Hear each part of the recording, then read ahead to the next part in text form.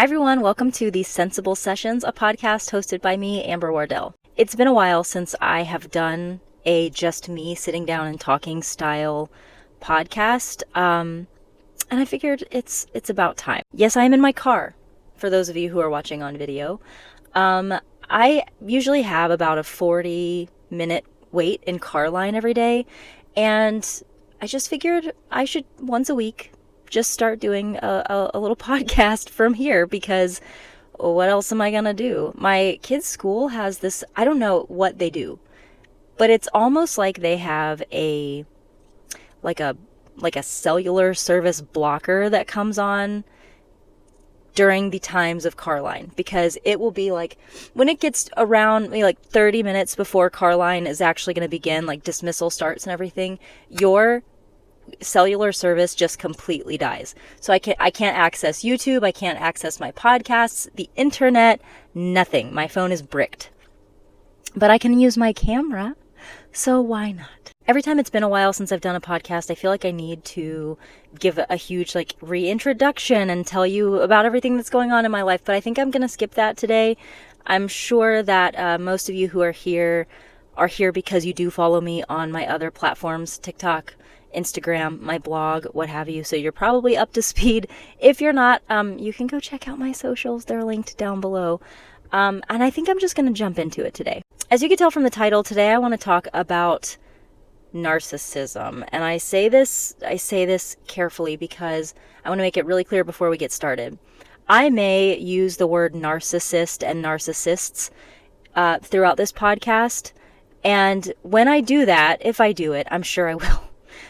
What I mean by that is people high in narcissistic traits. I am not referring to any kind of diagnostic criteria. I am not insinuating that anyone who has the traits that I'm going to be discussing today are diagnosable, certifiable narcissists.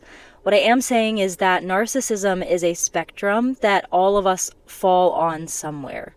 I'm saying this as a cognitive psychologist, and I want to make this very clear also because I want to let it be known that I'm not a clinical psychologist. I have no training and expertise on diagnosing narcissism or anything like that. But what I do know is that all of us have some extent of narcissism in us.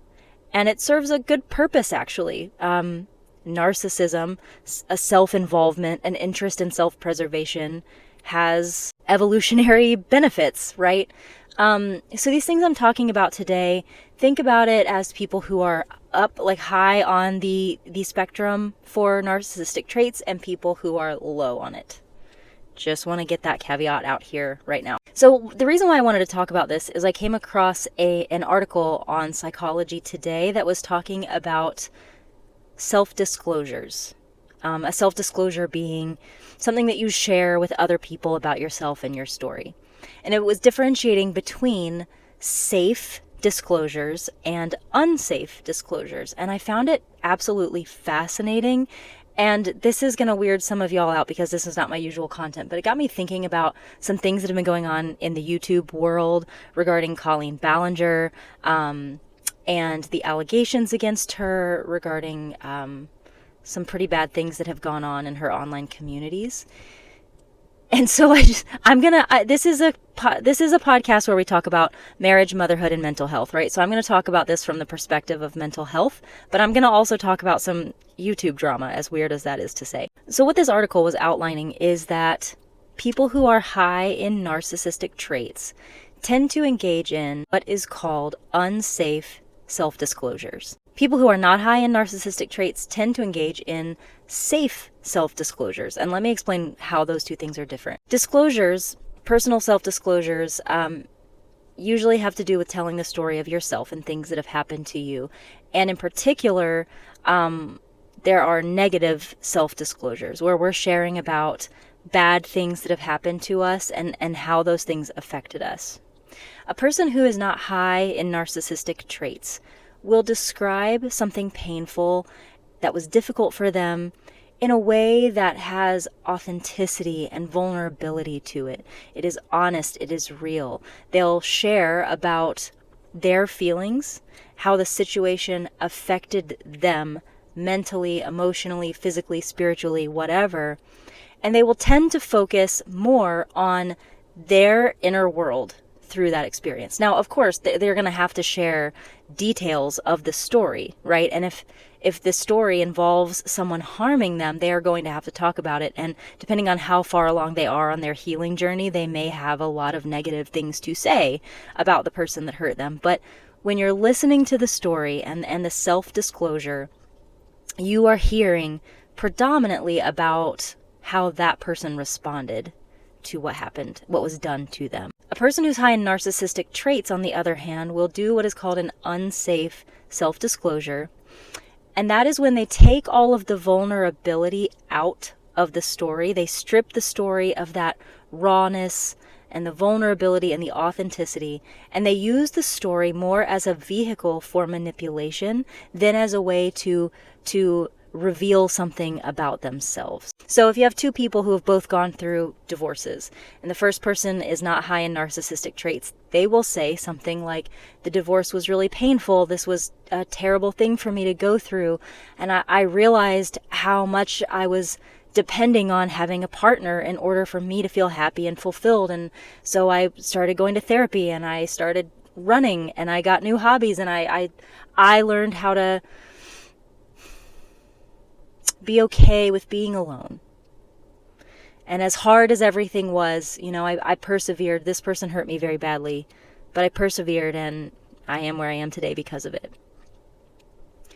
And that's not to say that every person who is not high in narcissistic traits will talk about the bad things that have happened to them through this, rose-colored glasses lens, right? Like, some people are still very hurt, and some things just can never be talked about in a positive way, right? So what I'm trying to convey is that they're going to be sharing it in a way that talks about their inner world. Versus a person high in narcissistic traits, you won't hear about their experience. They'll say something like, my ex is an asshole. My ex is such a toxic, manipulative piece of shit. They traumatized me. They abused me. I did everything for them and they took advantage. And you'll never hear much about how they actually felt, what they were experiencing inwardly. Now, the article didn't touch on this, but I want to add that I do think that narcissistic people will talk about their inner experience to the extent that they want to convey to you that they are vulnerable and fragile, that they were the victims, right? And in their effort to portray themselves as the victim, they will sometimes talk about being traumatized, being abused. They will talk about how they cried and cried for hours on end and couldn't stop, sitting in their dark bedroom underneath the sheets. And you'll start to notice that they are describing emotions almost the way like an alien observer who's watched movies about human beings would describe it, in a way that just, it doesn't feel like they really understand what any of those feelings are, which is kind of accurate because narcissists, they tend to lack empathy. They tend to lack the ability to sit with their feelings and feel their feelings, and therefore the very human experiences of emotions they're not all that acquainted with, right? So they'll try to talk about emotions and their feelings, but always in a way to portray themselves as the victim.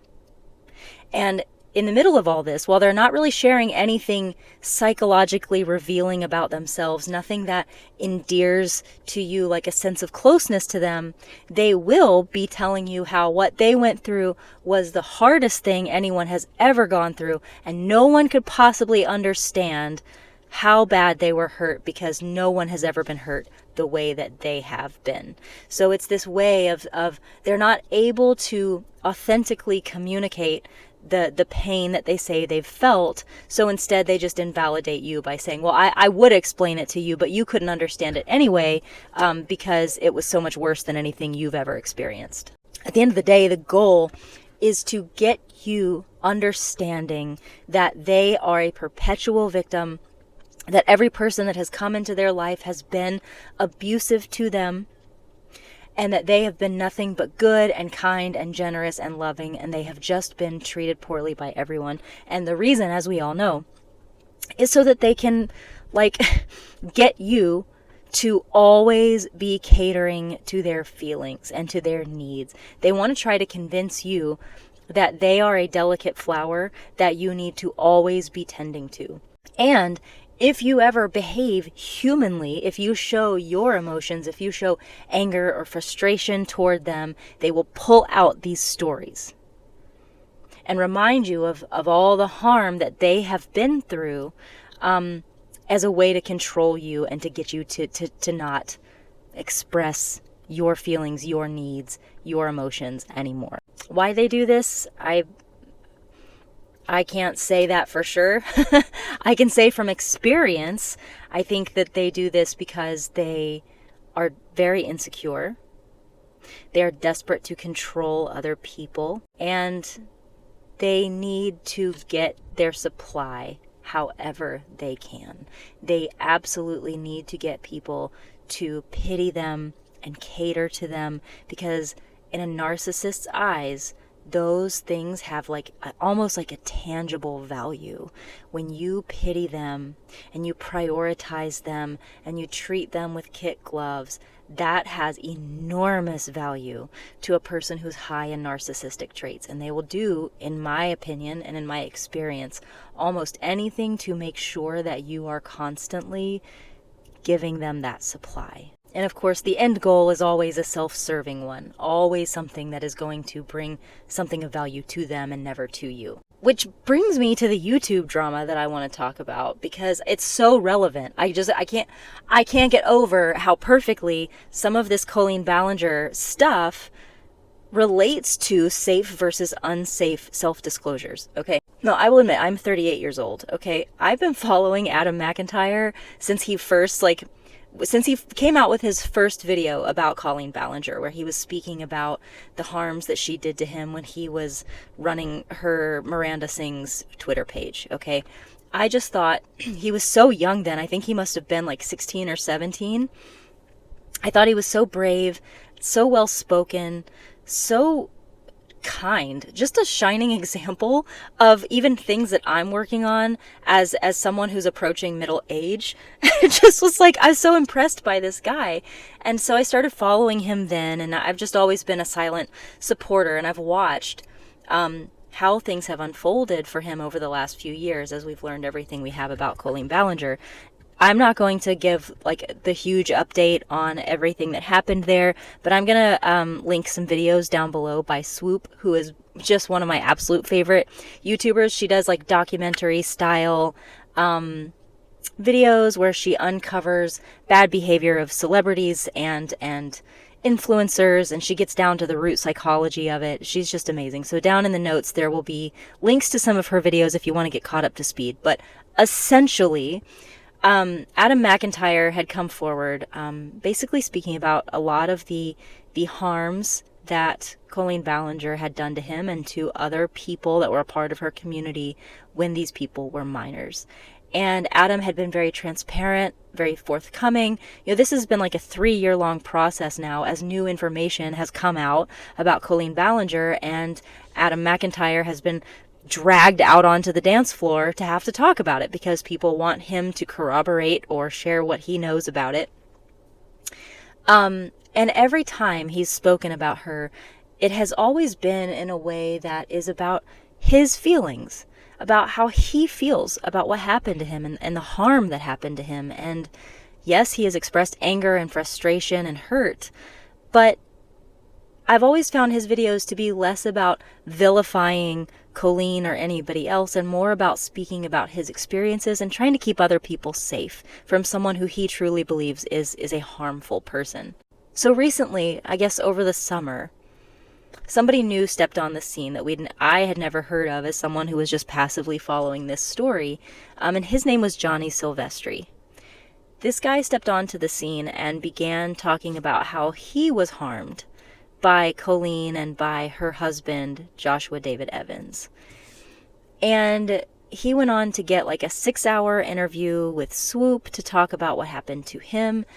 And everything about the way that he was disclosing what happened to him was about painting these people as monsters and expressing that he is the truest realest, most significantly harmed victim out of everyone. In fact, we found out later in one of Swoop's docs that Johnny had actually said to Adam McIntyre, yeah, well, my story is more important than your story. As Swoop started investigating and having more conversations with more people who were involved in the whole Colleen Ballinger stratosphere, she started realizing that a lot of the things that Johnny Sylvestri had said were lies. They were just blatant, verifiable lies. And a lot of really serious allegations had been made pertaining to grooming of minors, all kinds of really, really bad stuff, right? And Swoop put out this 4-hour-long documentary exposing all of it. And it was such an eye-opening thing as I thought about safe self-disclosures and unsafe ones, because you saw that play out with Adam McIntyre, who seems, from everything he puts out online, to be just not remotely narcissistic.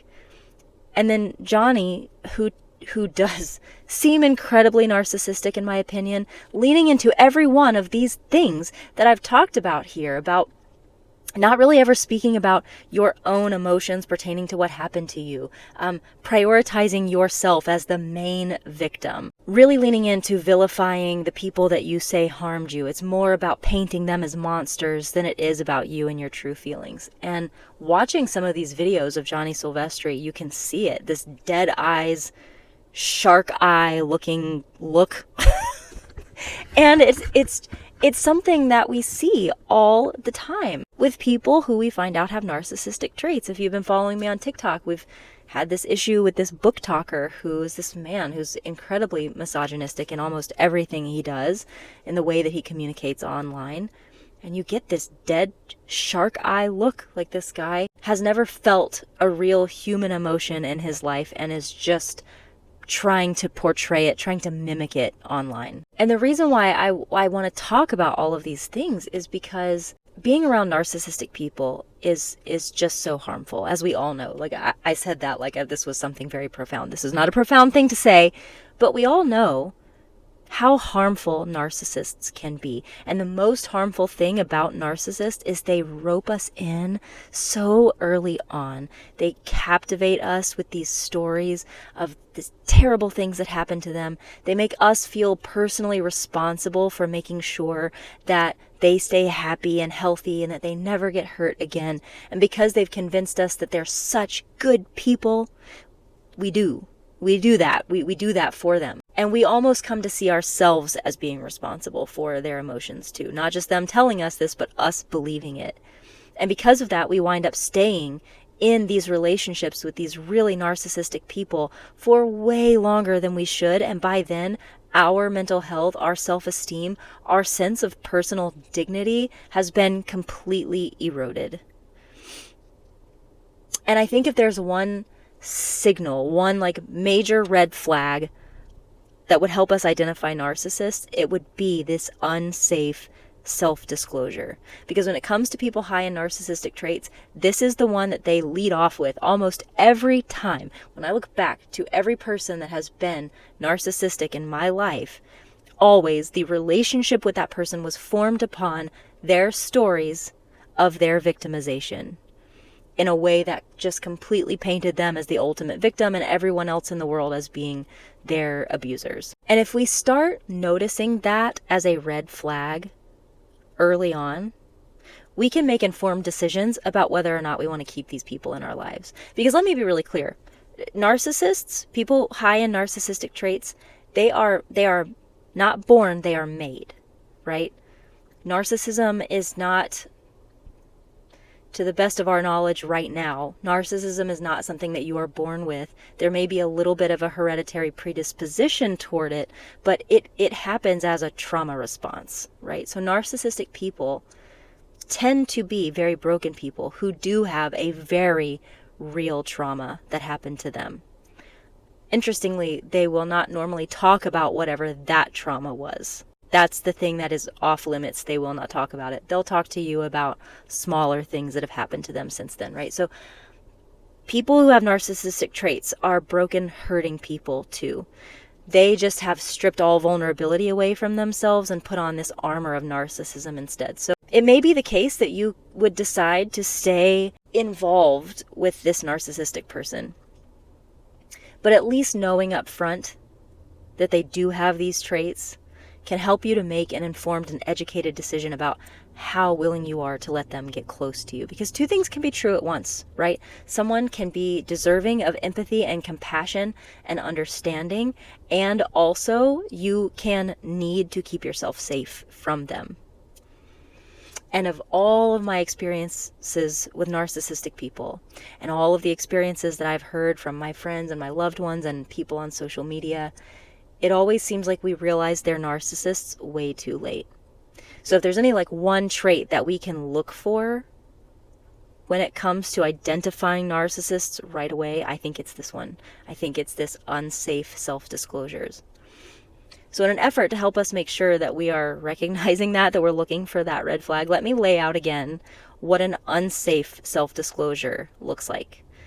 It is devoid of personal emotion, and whatever emotion does get conveyed seems a little inauthentic. It seems you're not seeing tears, you're not seeing a real connection to the feeling. It is painting the other person, or in many cases all of the other people who ever harmed them, as being monsters and terrible people who treated them just in absolutely unacceptable, abusive ways, and they never deserved it because they were so good and charitable and loving. You won't hear a lot about their growth or healing that they've made through that situation. You won't hear about big picture takeaways that they took from it and became better people, because they didn't, because they never did that.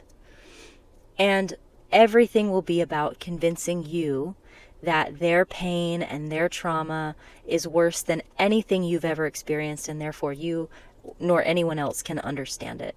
And at the end of the day, all of that, every bit of that, is a coercive and manipulative tactic in order to keep you under their thumb, to keep you always trying to perform for them, to always prioritize their needs and their feelings and their desires, because they have convinced you that they are a broken, fragile person, and that it is your responsibility to keep them from feeling that way again. So if there's anything you take away from this podcast, let it be that.